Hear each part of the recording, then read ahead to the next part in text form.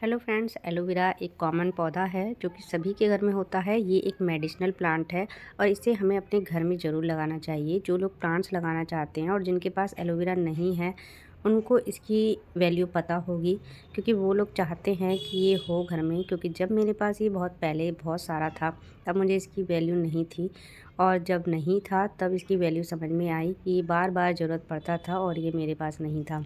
तो मैं इसकी एक कटिंग लेकर आई थी जिससे मैंने इसको लगाया था। तो इसको प्रोपोगेट कैसे करना है आज की वीडियो में ये भी जानेंगे, और अगर ओवर ग्रोथ हो जाता है तो उसको कैसे हम शेप देंगे, किस तरह से हम उसको मैनेज करेंगे। ये मेरा प्लांट है जिसमें कि ये जो कटिंग अभी मैंने की है, ये पुरानी पत्तियां हैं जो बड़ी बड़ी हैं, और ये जो छोटे छोटे पप्स निकल रहे हैं ये नए हैं। विंटर में ये प्लांट डोरमेंट हो जाता है, फरवरी में ये प्लांट फिर से ग्रोथ कर देता है। तो इस समय हम इसकी कटिंग करेंगे।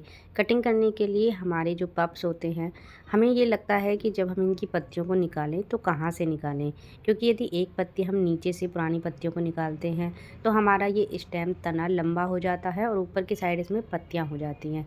तो उससे वो लंबा लंबा जाता है और साइड में गिर भी जाता है, जिससे कि प्लांट हमारा बहुत ही अनशेप्ड हो जाता है, देखने में भी अच्छा नहीं लगता। इसलिए हमें इसको पप्स को हमें बिल्कुल नीचे से निकालना होता है। सारी पत्तियों के नीचे से इस तरह से पूरे पूरे पप्स को हमें बाहर निकालना है। जो पुरानी पत्तियां हो जाती हैं उन सभी को मैं कट करूँगी और सारे पप्स को मैं नीचे से निकाल दूँगी। इससे फ़ायदा ये होगा, क्योंकि ये पत्तियां हैं पुरानी, इनमें न्यूट्रिशन अब इतना नहीं रह गया है, और हमें ये चाहिए कि न्यूट्रिशन से भरी हुई पत्तियां इसमें आए। तो पुरानी पत्तियों को हम हटा देते हैं और जहाँ से हम कट करेंगे वहीं से ही नए नए पप्स और नए निकलेंगे, जो कि अभी भी इसमें निकल रहे हैं छोटे छोटे। इनको बढ़ने के लिए जगह चाहिए। अब मैंने जैसे काट दिए हैं तो अब इसमें जो छोटे पप्स हैं उनको जगह मिल गई है, अब वो बढ़ जाएंगे।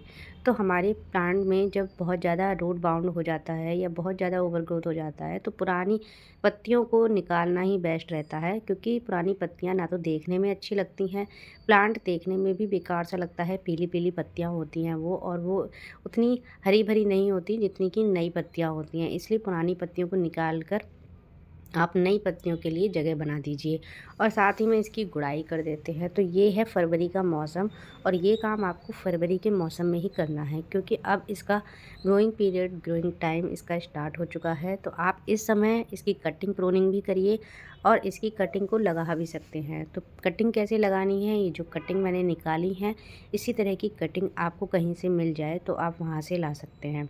एक पप्स भी ले आते हैं तो आपके गमले बहुत जल्दी जल्दी भर जाएंगे। और ये मैंने इसी तरह से कटिंग लगाई थी। ये पत्तियाँ नीचे की हम निकाल देंगे, और जहाँ से ये पत्तियाँ निकाली गई हैं ये नोट्स एरिया बन गया। अब इतने पार्ट को हम मिट्टी में दबा देंगे और यहीं से हमारी जड़ें आ जाएंगी जहाँ से हम पत्तियों को निकाल रहे हैं। तो इस तरह से हम इसकी कटिंग लगा सकते हैं। ज़रूरी नहीं होता है कि हमें अपने एलोवेरा को जड़ से लाना पड़े बाहर से। यदि आपको जड़ से नहीं मिल पाता है तो आप इस तरह भी इसकी कटिंग लगाएंगे तो ज़रूर चलती है।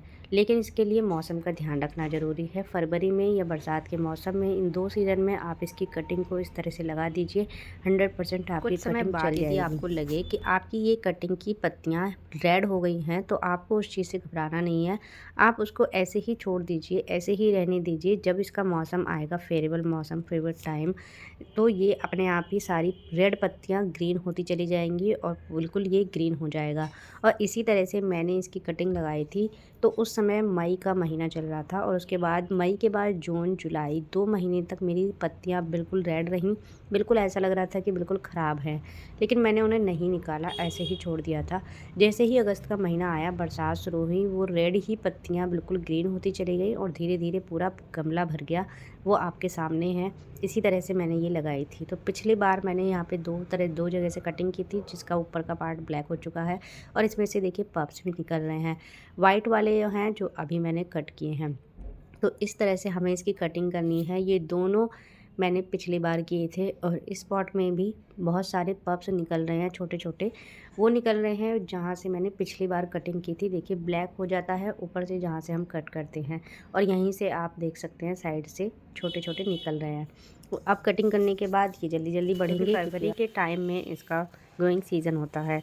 अब बात करते हैं इसके पॉट की। यदि आपको एलोवेरा बहुत सारा चाहिए तो आप हॉरिजॉन्टली पॉट का यूज़ करिए, रेक्टेंगल या टब टाइप का, और इसकी जो पत्तियाँ हमने निकाली हैं, अब इसका हम यूज़ करते हैं बायो एंजाइम बनाने में, जिसमें गुड़ चाहिए।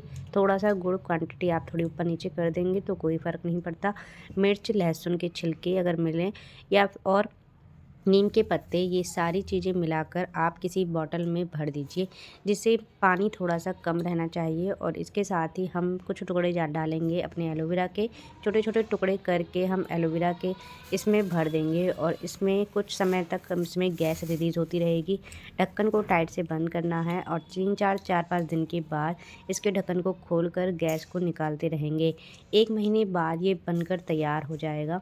जितना इसकी गैस कम होती जाएगी निकलनी, उतना समझ जाएंगे कि ये बनकर तैयार हो गया है।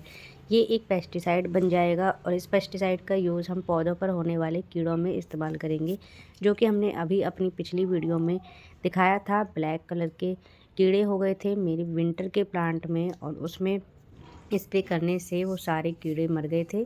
तो इस तरह इसको बनाकर तैयार कर लीजिए और ये हो जाता है हमारा परमानेंट सॉल्यूशन, जिसको हम कभी भी निकाल कर यूज़ कर सकते हैं। यदि आप बायोएंजाइम नहीं बनाना चाहते तो 4-5 दिन के लिए एलोवेरा की पत्तियों को पानी में भिगा कर रखिए और उस पानी को डाइल्यूट करके थोड़े से पानी में, साफ़ पानी में मिलाकर अपने सभी पौधों पर स्प्रे कर सकते हैं। इससे हमारे पौधों की पत्तियाँ बिल्कुल ग्रीन रहती हैं और हम पेस्टिसाइड का भी ये काम करता है। यदि कोई कीड़ा लगता है तो उसका भी ये काम कर देता है। तो कुछ दिन पहले मेरे प्लांट पर ब्लैक कलर के कीड़े लग गए थे। 2-3 दिन का स्प्रे करने के बाद सारी पत्तियों के कीड़े ख़त्म हो गए और इसने बहुत अच्छा काम किया है।